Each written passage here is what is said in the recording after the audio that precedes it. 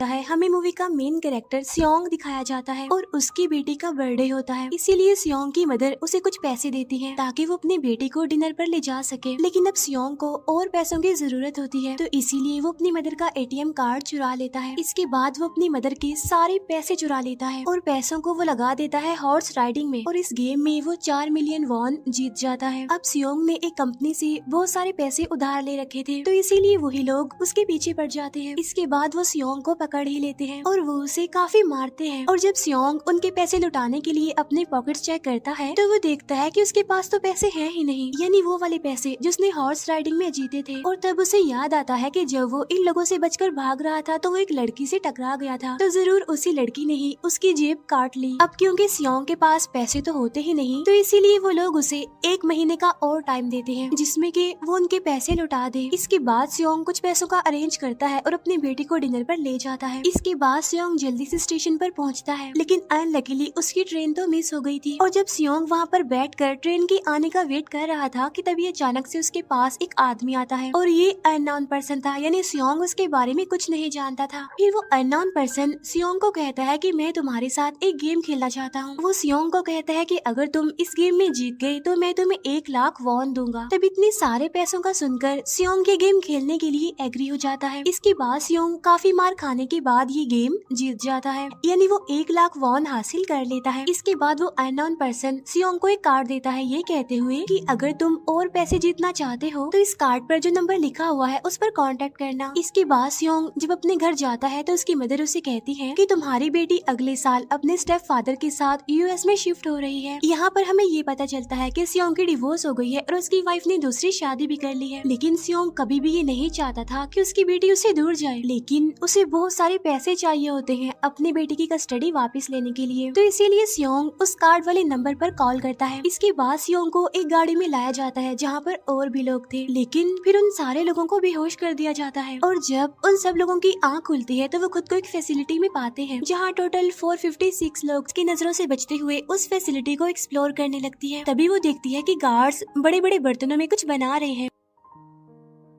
लेकिन अब क्योंकि गार्ड्स को शक हो जाता है तो एक गार्ड वॉशरूम्स को चेक करने के लिए आता है। लेकिन तब तक सईब्यूक वापस आ चुकी थी। इसके बाद सईब्यूक अपना इतना ज्यादा घबरा जाता है कि उसकी हालत खराब होने लगती है, लेकिन फिर वो किसी न किसी तरह करके इस गेम को भी जीत लेता है। इसके बाद उन सबको वापस से रूम में लाया जाता है। अब यहाँ पर 187 प्लेयर्स वापस आए थे जिनमें से अब सिर्फ 108 ही रह गए थे। इसके बाद उन सबको खाने के लिए ले जाया जाता है, लेकिन खाने की वजह से जैंग की एक लड़के से फाइट हो जाती है जहाँ पर जैंग उस लड़के को इतना ज्यादा मारता है कि वो मौके पर ही मर जाता है। इधर ही हम देखते हैं कि उन प्लेयर्स में से एक डॉक्टर होता है जो गार्ड्स के साथ मिलकर मरे हुए लोगों के ऑर्गन्स निकाल कर उन्हें चाइनीज को बेचने का काम करता है। इसीलिए जब भी डेड बॉडीज को ले जाया जाता है में बता देता है। अब 30 मिनट के बाद वहाँ पर लाइट्स ऑफ होने वाली थी। अब यहाँ पर सैंगवू को पता था कि सियोंग की टीम जरूर कोई उल्टा काम करेगी, इसीलिए वो उस टीम को अपने पास बुलाकर उन्हें रिलैक्स रहने के लिए कहता है। उधर वो जो डॉक्टर प्लेयर होता है वो जैंग। इसके बाद बारी होती है सैंगवू की टीम की। तब प्लेयर नंबर 1 यानी करते एक ऐसे रूम में जाता है जहाँ पर सबके रिकॉर्ड्स थे और जब वो ऑफिसर रिकॉर्ड चेक कर रहा होता है तो उसे सभी विनर्स की एक लिस्ट मिलती है जिसमें उसके भाई का भी नाम था, यानी वो भी कभी विनर था। उधर सभी प्लेयर्स को 4th गेम के लिए ले जाया जा। जैंग देखता है कि सईब्यूक की वो वाली फ्रेंड तो अभी तक जिंदा है जो कि बड़ी आराम से बैठी हुई थी। अब यहाँ पर हमें पता चलता है कि सईब्यूक की ये वाली फ्रेंड जैंग की भी फ्रेंड थी, लेकिन अब क्योंकि उन दोनों के बीच किसी बात को लेकर क्लैश चल रहा था तो इसीलिए जैंग की वो फ्रेंड उसे सारे वीआईपीज को उनके रूम में लाया जाता है। इसके बाद फ्रंटमैन वीआईपीज के आने के बारे में एक और आदमी को जाकर बताता है और यही आदमी मेन होता है। और ये कौन होता है हम ये आगे जानेंगे। फिर नेक्स्ट डे उन सबको 5वें गेम के लिए लाया जाता है जहाँ पर 1 से लेकर 16 तक नंबर पड़े होते हैं और वो सभी प्लेयर्स अपना अपना नंबर ले लेते हैं। नंबर का मतलब ये था कि जो नंबर भी एक प्लेयर पर आएगा उसके मुताबिक ही उसकी बारी आएगी। अब यहाँ पर लास्ट में पहला और आखिरी नंबर रह जाता है, यानी 1 और 16। तो यहाँ पर सियोंग कंफ्यूज हो जाता है कि उसे कौन सा नंबर चूज करना चाहिए। अगर उसने पहला नंबर लिया तो वो फंसेगा और मरेगा क्योंकि उसे नहीं पता कि गेम क्या है, और अगर लास्ट नंबर लेगा तो क्या पता उसकी बारी ही ना आए, टाइम कम रह जाए। और तभी वहाँ पर एक आदमी आ जाता है और वो सियोंग को कहता है कि मुझे पहला नंबर चाहिए क्योंकि मैं अपनी जिंदगी में कभी भी फर्स्ट नंबर पर नहीं आया। फिर इसके बाद उन्हें गेमिंग रूम में लाया जाता है। अब इस गेम का रूल ये कर अंदर चला जाता है। अंदर जाकर वो ऑफिसर उस वीआईपी को बेहोश कर देता है और इस बात का पता फ्रंटमैन को चल जाता है। इसीलिए फ्रंटमैन उसके पीछे जाता है और वो उस ऑफिसर को देख लेता है, इसीलिए वो ऑफिसर वहाँ से भागकर आइलैंड पर आ जाता है। फ्रंटमैन भी उसका पीछा करते हुए वहाँ पर आ जाता है। अब यहाँ पर वो ऑफिसर अपने सीनियर्स को कॉल करने की वहाँ पर कोई और नहीं बल्कि उसका अपना भाई है वो। इसके बाद ऑफिसर का भाई यानी फ्रंटमैन उसे शूट कर देता है और वो जाकर पानी में गिरता है। उधर ग्लास लगने की वजह से सईब्यो काफी इंजर्ड हो गई थी और उसका बहुत सारा खून भी बह रहा होता है। इसके बाद तीनों सर्वाइवर्स को डिनर के लिए ले जाया जाता है और उनके पास एक एक नाइफ भी रख दिया जाता है, मतलब रात में उन तीनों में से कोई भी एक दूसरे को मार देगा। तभी सियोंग नोटिस करता है कि सईब्यो की हालत